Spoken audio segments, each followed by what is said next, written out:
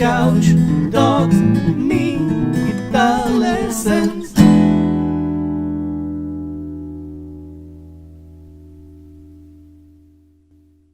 Hey there, Lick and Riffers, how are you doing? Welcome to another awesome guitar lesson right here on Lick and Riff, in which I'll show you the one guitar chord shape no one ever bothered to teach you. And I know that this is a bombastic claim, but you'll see. It's a life-changing chord.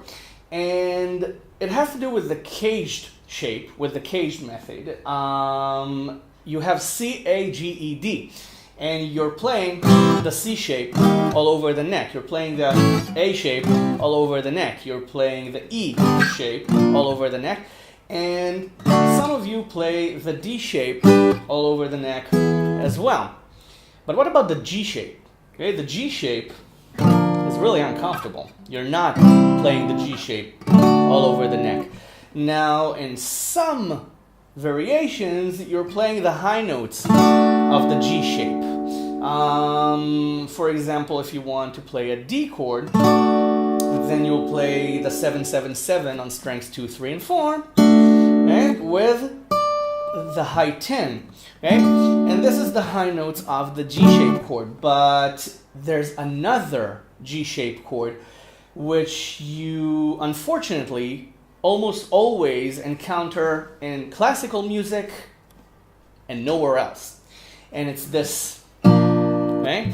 It's the A shape, okay? With the bass 3 frets apart on the lower bass string. Okay, meaning that if you're playing A, okay, instead of playing the open 5th string, you can play 5 on the 6th string. And that's the chord shape. If you're playing D, you can play this. Okay, I'll show you its practical applications in a moment. Okay, but this is really a simple and convenient chord shape, as opposed to this chord shape, the A chord shape, in which you have to cram 3 fingers into 1 fret. And when you have B flat, for example, or if you're on the high frets, okay, this can become a little bit uncomfortable. So what most people do is they double bar. Okay, but then you have to kind of like, you know, bend your finger unnaturally to have this high note, okay? When all you could do instead was play the G shape with the bass 3 frets higher on the 6th string. Okay, so for example, if I have C sharp, okay, instead of barring 4 and putting an A shape on 6, I can bar 6 and put the pinky, the little finger, on 9 on the 6th string. And it's the same notes, but it's a lot more comfortable. And it has many practical applications, especially if you're barring your chords and you want to create a voice leading sound instead of just, okay, the punk rock sound, okay, the moving shape sound. If you want to diversify your sound, then, for example, if you play this, okay, D minor, okay, C, and B flat, you can play it like this. Okay, it's a lot easier. Okay, you just lift the fingers off of D minor, you leave the bar on 3, and you just put the finger, the little finger, on 8 on the 6th string. So you have, okay, and then you take this back down.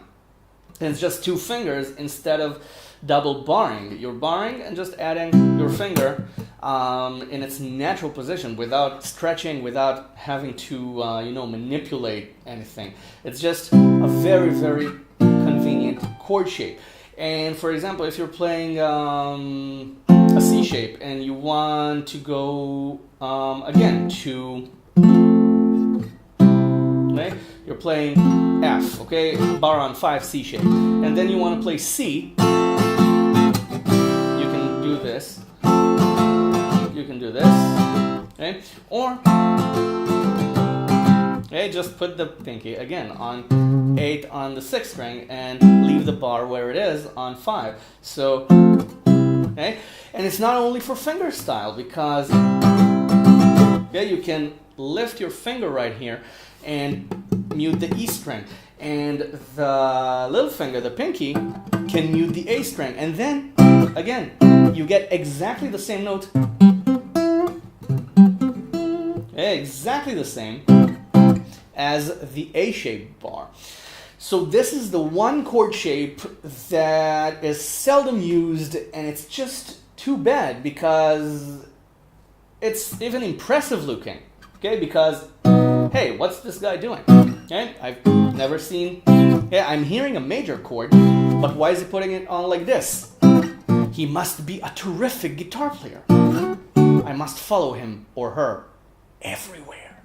Okay, and it's just one chord shape. Okay, and it's the same idea. Okay, but in my opinion, it's a lot more convenient. So here it is, a life-changing chord, which will make your wrists and tendons thank you in the long run. So I thank you for watching this lesson. If you haven't subscribed to the channel, what are you waiting for? There's a ton of lessons waiting for you, and it's all for free. But, however, if you want to give something back anyway, there is a Patreon link in the description, or if you go to the Lick and Riff website, there is a donation button. You can donate via PayPal, and I thank you in advance for your generosity. So thank you very much for watching. I'll see you in the next lesson. Bye for now. Enjoy.